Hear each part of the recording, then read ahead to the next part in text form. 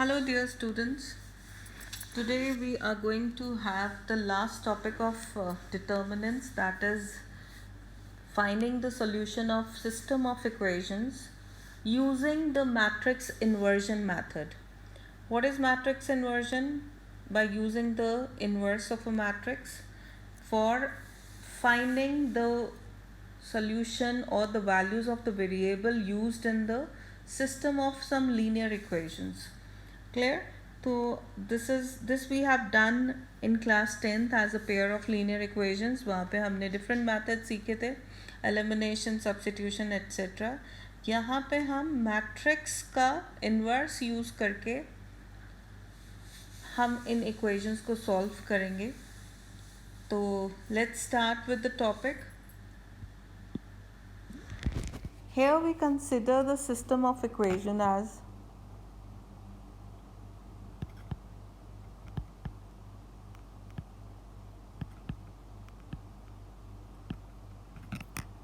a1x plus b1y plus c1z is equal to d1. Note the way of writing the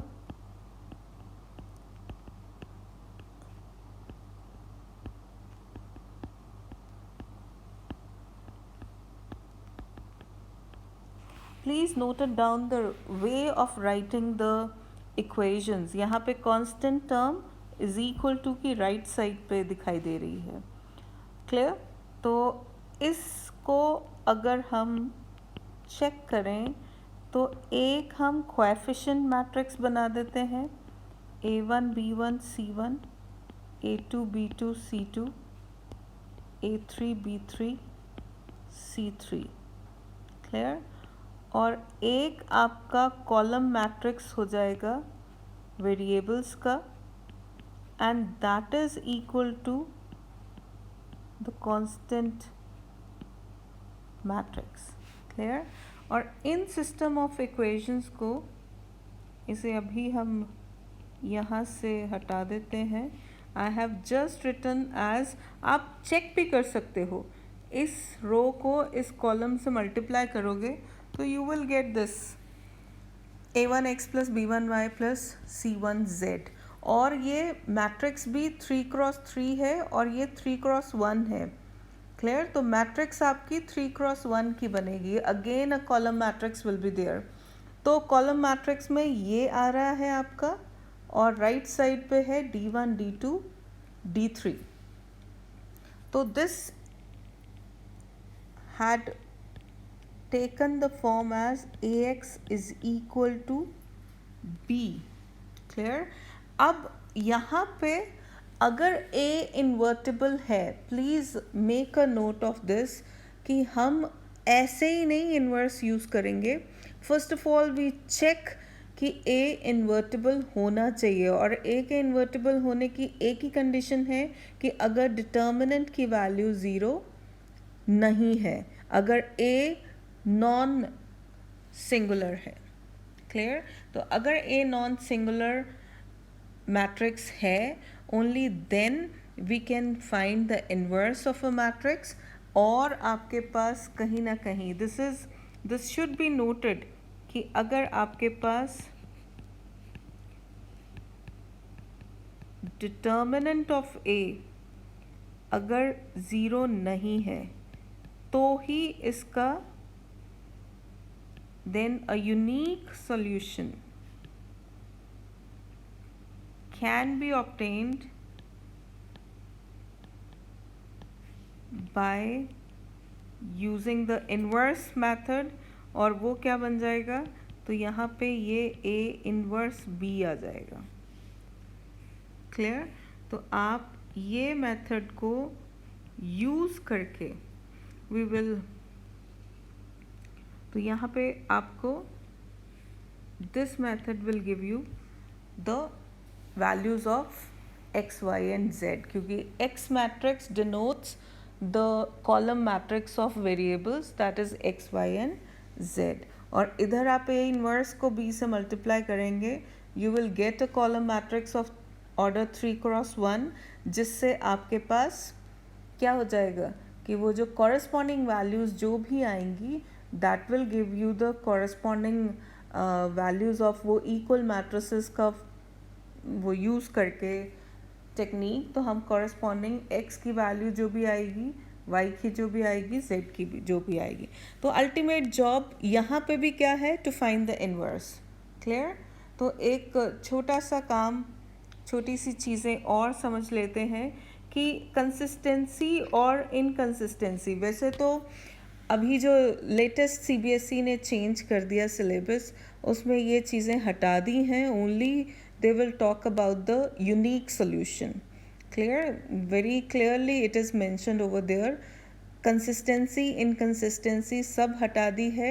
Only the question will be asked from the if the question मतलब equation is having unique solution. कहीं ना कहीं वैसे तो 1 mark के questions होते थे, तो लेट अस होप कि वो भी निकाल दिए हैं। तो यहाँ पे हम जब इनकंसिस्टेंट होता है, याद करो वहाँ पे भी कि इनफाइनाइटली मैनी सोल्यूशन और नो सोल्यूशन में हम सिर्फ लिखते थे कि it has no solution and it has infinitely many solution, we don't find that. Clear? यहाँ पे भी यूनिक सोल्यूशन तभी निकालना है जब ए इनवर्स एग्जिस्ट करेगा और हमने उसे determinant A not equal to zero होगा। तो अब अगर दो कंडीशन आती हैं कि अगर डिटर्मिनेंट ए ज़ीरो है और अगर ए क्या है, सिंगुलर मैट्रिक्स है। सिंगुलर मैट्रिक्स का मतलब ये है जहाँ पे डिटर्मिनेंट की वैल्यू इसकी ज़ीरो हो जाएगी। उसमें भी अगर एडजॉइंट ये एक प्रोडक्ट है कि अगर ये प्रोडक्ट ये हैश नहीं है, this is not equal to zero, this is again not equal to zero, तो यहाँ पे कोई सोल्यूशन नहीं आएगा। ठीक है? और अगर ये दोनों ज़ीरो है तो वहाँ चेक करना पड़ेगा द सिस्टम ऑफ इक्वेशंस मे और may not be consistent. Clear? तो वहाँ पे आप वही इनफाइनाइटली मैनी सोल्यूशंस का है कि इसमें तो बहुत सारी वैल्यूज़ जो हैं वो ले सकेंगी उसके आंसर्स। तो this is the thing to be taken care of. So let's have some exercise question. Moving on to the exercise, क्योंकि यही चीज़ें बची हैं, बाकी ऑलमोस्ट उन्होंने सारी चीज़ें निकाल दी। तो just on the questions of finding the values or solving the system of linear equation, the questions are left with this. Rather आप वो रिड्यूस्ड सिलेबस में चेक करोगे, कंसिस्टेंसी और इनकंसिस्टेंसी भी ख़त्म कर दी है, तो फिर भी चीज़ें हमें पता तो होनी चाहिए। तो let us start with some of the question.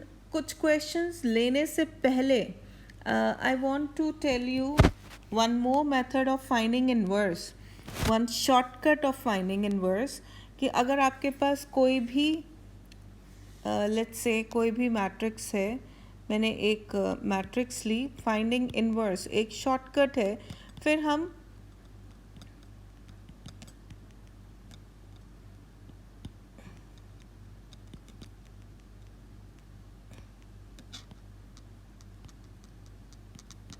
clear, then we have this, I am taking question number 9th of, या कोई भी क्वेश्चन ले लीजिए, क्वेश्चन नंबर 9th, क्योंकि इसमें ज़ीरोज़ कम है।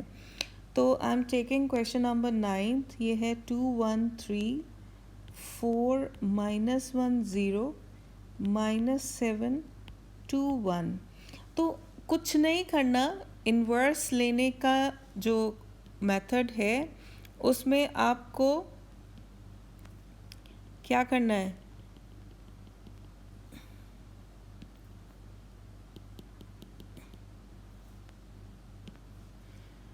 हमें क्या करना है कि पहले ये दो जो कॉलम्स हैं इसको पहले तो रिपीट कर देना है,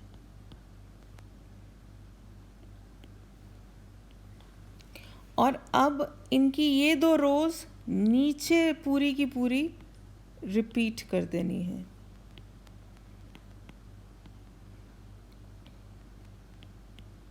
ठीक? Now just cancel these two, 1 row and 1 column. अब आपको क्या दिखाई दे रहा है? ये जो 4 रोज दिख रही हैं, ये एक एक मैट्रिक्स है।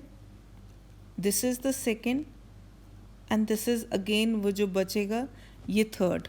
ये बन जाएगी इनकी रो 1, रो 2, रो 3, मतलब element 1 of first row, element 2 of first row, element 3 of first row. और this is for adjoint of A. ये एडजॉइंट निकालेंगे।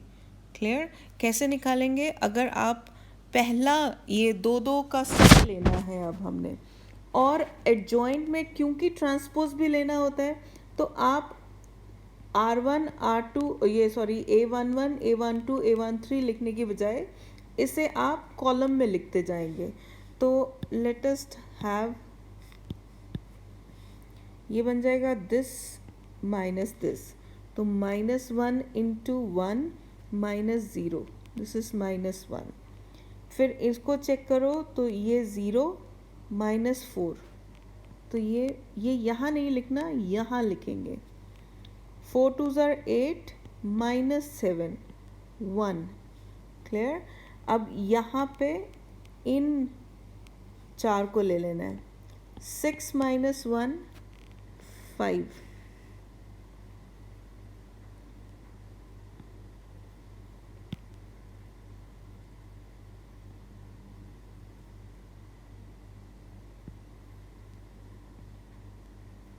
क्लियर? इधर चेक करें, 6 -21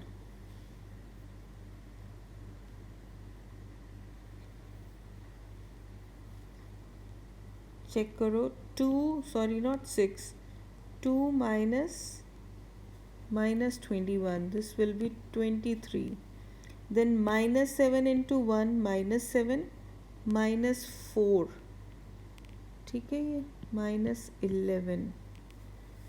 अब इनको देखते हैं, ये थर्ड कॉलम बन जाएगा, 0 -3, तो +3 बन गया। 3 4s are 12 -0 -2 -4 -6। क्लियर? ये अब हमने ट्रांसपोज ले लिया है इसका साथ ही में। और अगर आप ये निकालेंगे डिटर्मिनेंट ए, तो चेक करो, ये आपके पास मैट्रिक्स था, तो 2 इंटू -1 -0 -1 इंटू 4 -0 और +3 इंटू 8 -7, तो दिस इज -2 -4 +3, तो दिस विल बी -3। तो ए इनवर्स क्या है?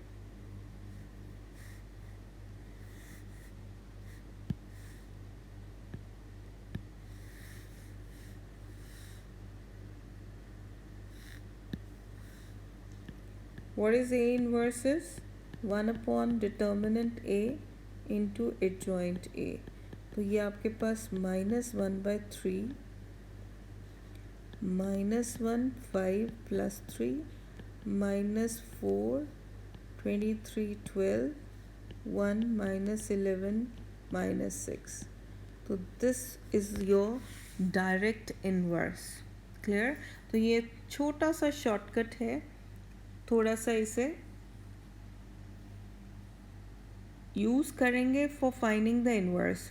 अगर प्रॉपर इनवर्स निकालना है, देखो बेटा यहाँ पे क्वेश्चन जो है ना, कि अगर सिर्फ इनवर्स निकालने के लिए आए तो please use the cofactors and you can check it from here. ठीक है? और अगर हम मैट्रिक्स इन्वर्जन मैथड निकाल के हम कुछ और वेरिएबल्स निकाल रहे हैं, तो यहाँ इन्वर्स का काम बहुत छोटा हो जाता है। 1 मार्क इन्वर्स के लिए या 1.5 मार्क इन्वर्स के लिए होगा 4 मार्कर्स में या 6 मार्कर में। तो आप कैसा भी मेथड यूज़ करें, इन्वर्स करेक्ट आना चाहिए। तो यहाँ हम इसको अच्छे से फॉलो कर सकते हैं। तो we have taken the inverse, एक शॉर्टकट हमने सीख लिया। तो आप अब इनवर्स निकालते हुए क्वेश्चंस कर सकते हैं। तो फर्स्ट 6 क्वेश्चंस आप अगर चेक करें, today I have forgotten to insert the exercise picture, let me insert, I can insert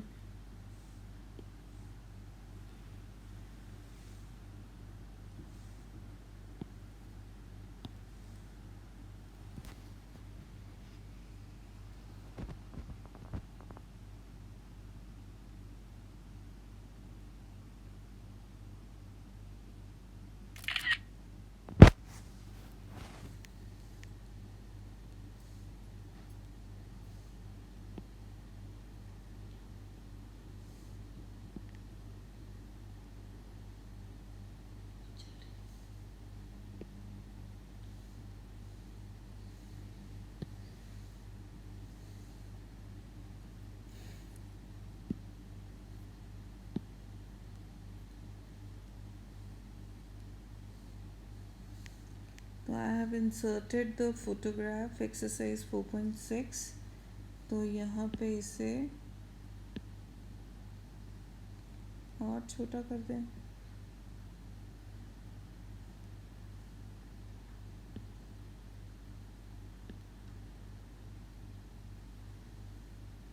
चलिए,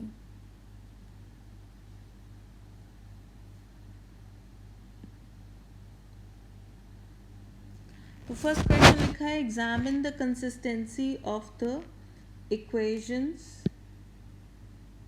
इन एक्सरसाइज 1 to 6। तो हमने सिर्फ कंसिस्टेंसी देखनी है। कंसिस्टेंसी देखने के लिए आपको सिर्फ डिटर्मिनेंट ए निकालना है, वो भी कोएफिशिएंट मैट्रिक्स का। तो first of all you will write the questions in matrix form, ax is equal to B करोगे, और फिर आप क्या करोगे कि आप उसे चेक करोगे कि जो कोएफिशिएंट मैट्रिक्स है, ठीक है, वो आपका ज़ीरो, उसमें जो कोएफिशिएंट मैट्रिक्स का डिटर्मिनेंट है वो ज़ीरो है या नहीं है। तो let us have one question from this. एक हम फर्स्ट कर लेते हैं। तो इसमें कोएफिशिएंट मैट्रिक्स आप दो सिस्टम्स लिखोगे तो कोएफिशिएंट मैट्रिक्स आपको दिखाई दे रहा है। It is 1 2 2 3, this is x y and this is 2 3। तो आपको this is a x is equal to b, और आप इसे आगे करेंगे तो ए आपके पास बन गया 1 2 2 3।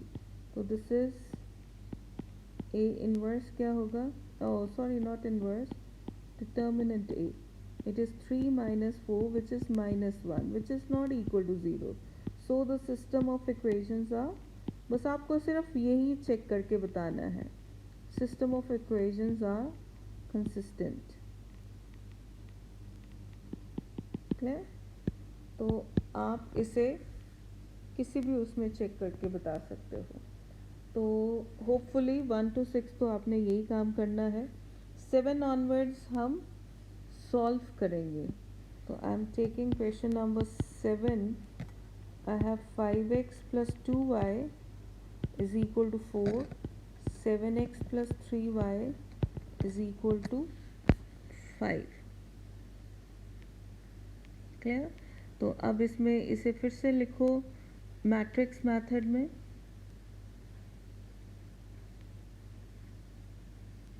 1 to 6 में अगर आपके पास कोई भी प्रॉब्लम आती है तो आपको सिर्फ ये लिखना है, the given system in matrix form is, what is this, 5 2 7 3, this is x y, this is 4 5,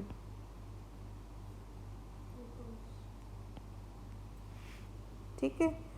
तो ये A x is equal to B की फॉर्म में आ गया। अब पहले डिटर्मिनेंट ए को चेक कर लेते हैं। It is 5 into 3 minus 7 into 2, ये आपके पास 1 आ गया। और यहाँ आप बता सकते हो कि ए एक्स अगर बी के इक्वल है तो एक्स किसके इक्वल होगा, ए इन्वर्स बी के इक्वल। हमने ए इन्वर्स इधर क्यों लिखा, उधर क्यों नहीं लिखा, ये ज़रा लाइव इंट्रैक्शन जब होगी हमारी उसमें डिस्कस करेंगे। प्लीज़ अगर आप वीडियो देखेंगे थोड़ी देर पहले तो इसको दिमाग में रखना। तो इसका मतलब ए इन्वर्स एग्जिस्ट करेगा। अब ए इन्वर्स निकालने के लिए एडजॉइंट निकालना है। ए इन्वर्स तो आपके पास 1 अपॉन डिटर्मिनेंट एडजॉइंट ए, तो ये 1 अपॉन 1 ही रहेगा। एडजॉइंट का हमने 2 क्रॉस 2 का आसान तरीका सीखा हुआ था कि इसे रिप्लेस कर लें और यहाँ पे -2 का माइनस का साइन लग जाएगा। तो this is your A inverse 3 - 2 - 7 5। Clear. तो अब आपको x निकालना है ए इन्वर्स b करके। तो दिस इज़ 3 - 2 - 7 5 और इंटू b क्या आएगा 4 5। क्लियर। तो यहाँ पे आप चेक करोगे 3 4 ज़ा 12, ये 1 कॉलम मैट्रिक्स बनेगा हमेशा। 3 4 ज़ा 12 प्लस 10 माइनस 10 और ये बनेगा आपके पास -28 plus 25 which is 2 and -3 I think. तो चेक करो आंसर, ये x के इक्वल है and this implies x is equal to 2 and y is equal to -3। Please check the answers। ये आपके पास आंसर्स आ गए। एक हम क्वेश्चन 3 क्रॉस 3 का कर लेते हैं। Let us take question number 14। It is, I am writing directly the method in the matrix form। तो मेरे पास है 1 - 1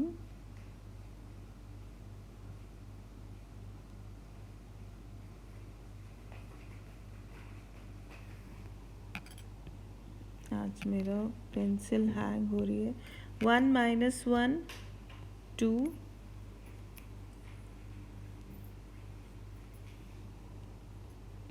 3 4 -5 2 -1 3 and this is x y z, this is 7 - 5 12। अब यहाँ हम यूज़ करेंगे थोड़ा सा A inverse। This is now AX is equal to B, so X will be A inverse B। तो for finding A inverse पहले डिटर्मिनेंट की value check कर लेते हैं। 1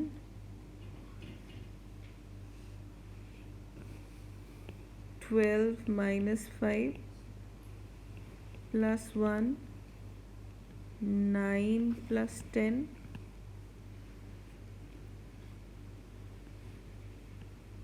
plus 2 -3 -8। So this will be 7 plus 19 minus 22, which comes out to be 4, which is not equal to 0। Clear? अब आप for finding A inverse फिर से ज़रा हम क्या सीखा था। 1 - 1 2 3 4 - 5 2 माइनस 1 3। अब हमने क्या लिखना है, 1 3 2 माइनस 1 4 माइनस 1, और इधर हमने अब पूरी रो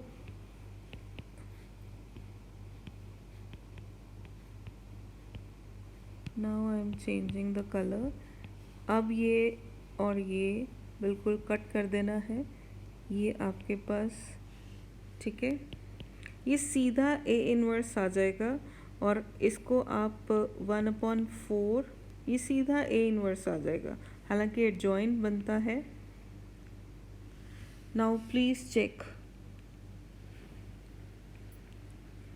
ये बन जाएगा 4 3 12 माइनस 5 7, ये वाले नंबर्स ही बेसिकली आएंगे।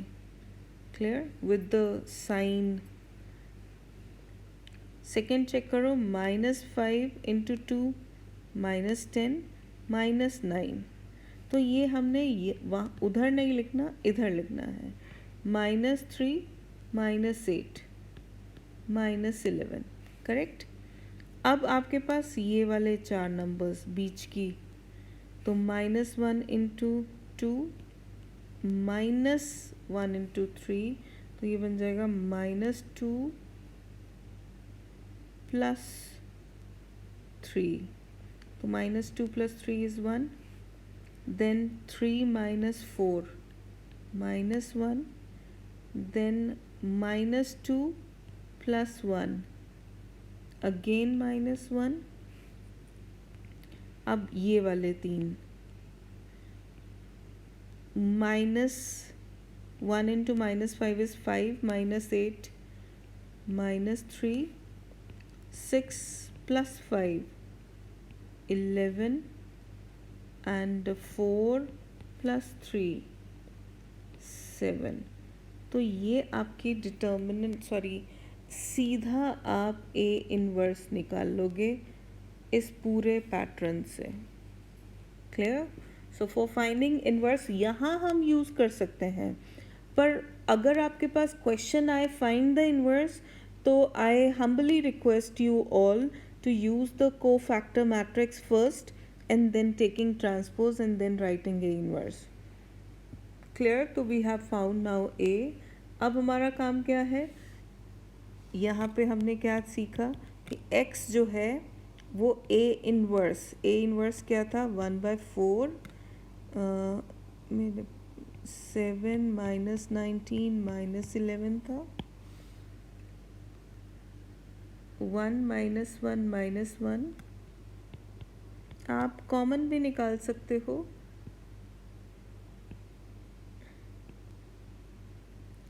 -3 11 7, -3 11 7, इसे आपने मल्टीप्लाई करना है कांस्टेंट मैट्रिक्स के साथ, जो कि 7 - 5 12।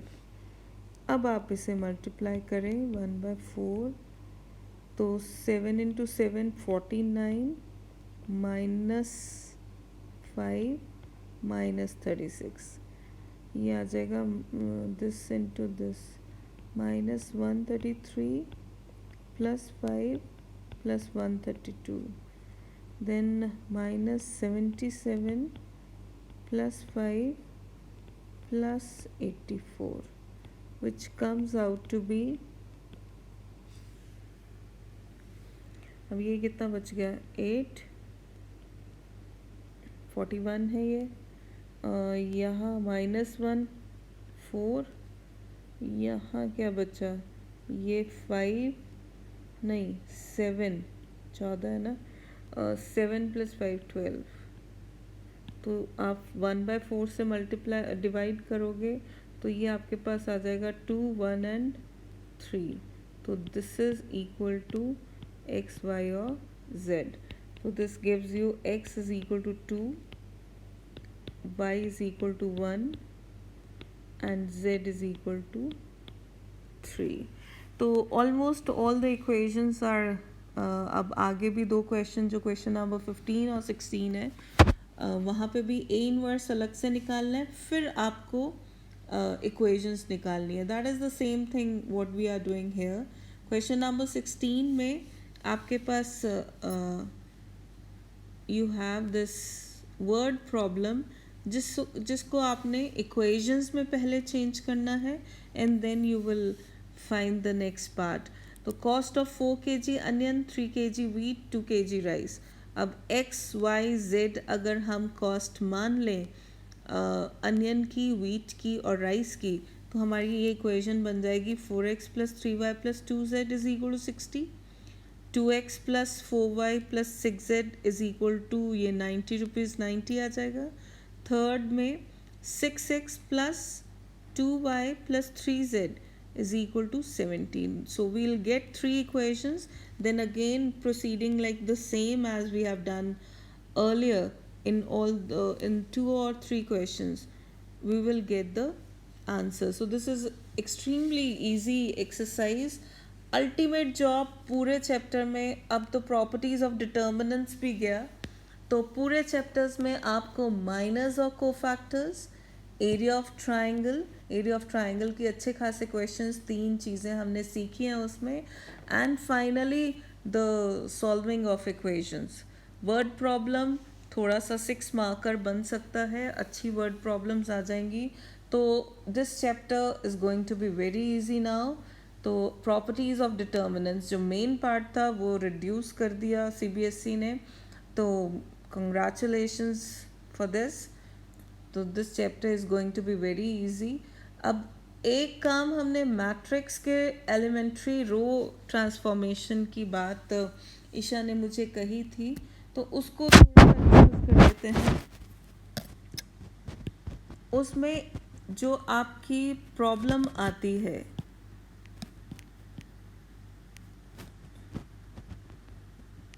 क्लियर. अगर रो हो, 2 तरह के हैं, एलिमेंट्री रो ट्रांसफॉर्मेशन और एलिमेंट्री कॉलम ट्रांसफॉर्मेशन. तो हम ज़्यादा से ज़्यादा रो वाला ही यूज़ करते हैं, पर दोनों यूज़ कर सकते हैं. इसमें बस एक बात आप ध्यान दे दो कि हमें कैसे काम शुरू करना है. This is 2 1 and 2 2. क्लियर. तो सबसे पहला ध्यान, जो रो ट्रांसफॉर्मेशन सबसे पहली हमने चेक करनी है, यहाँ सबसे पहले 1 लाना है. क्लियर. इसे 1 लाओगे, हमें क्या करना है, अगर याद हो तो इसको a इंटू आई इंटू ए करते हैं. क्लियर. और इसको हमने जो भी बनेगा इसको हमने आई बनाना होता है. क्लियर. जो आपके पास इधर मैट्रिक्स है वो आपने आइडेंटिटी मैट्रिक्स बनानी होती है. ये हमारा शोपीस रहता है, और आइडेंटिटी मैट्रिक्स में वही रो ट्रांसफॉर्मेशन जो होती रहती है, तो वो एक अलग मैट्रिक्स बन जाता है जिसको बाद में हम ए इनवर्स ही बोलेंगे. क्लियर. तो whatever this row matrix में हम ये लिखते हैं, कॉलम मैट्रिक्स में हम ए आई लिखते हैं, तो उसका हमने ध्यान देना है. पर the pattern to follow for the row transformation is कि आपने पहले इसे 1 करना है, फिर आपने इधर ये पैटर्न इसको 0 करना है, फिर आपने इस पे ध्यान देना है, इसे 1 करना है, फिर आप इधर करेंगे. क्लियर. तो जब आप एक एक करके करोगे तो गलती कम होगी. और ये तो वैसे भी आसान है, पर आप यहाँ चेक करें ये कैसे 3x3 में कैसे आपको मूव करना है.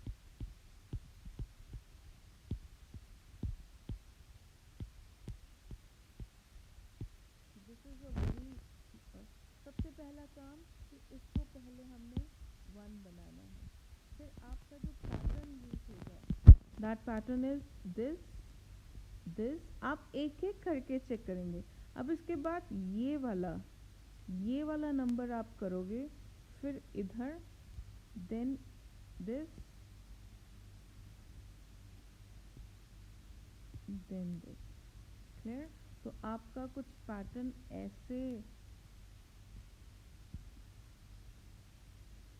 ये पैटर्न मूव करता है. क्लियर. इस पैटर्न को मूव करोगे, ये जो भी नंबर्स हैं हमने इसको धीरे धीरे 1 0 0 देन 1 फिर 0 0 देन 1, इसको 1 क्रिएट करेंगे, क्लियर। तो इससे करते करते आप फाइनली यहाँ तक पहुँचेंगे। तो बस और कुछ नहीं, इसी पैटर्न को फॉलो करोगे तो डेफिनेटली कहीं गलती ना करते हुए बड़े से बड़े मार्क्स के क्वेश्चंस भी हम डन कर लेंगे, ठीक है। तो एलिमेंट्री ट्रांसफॉर्मेशन एक आध क्वेश्चन फिर से कहीं पे इसको करके देखो, कहीं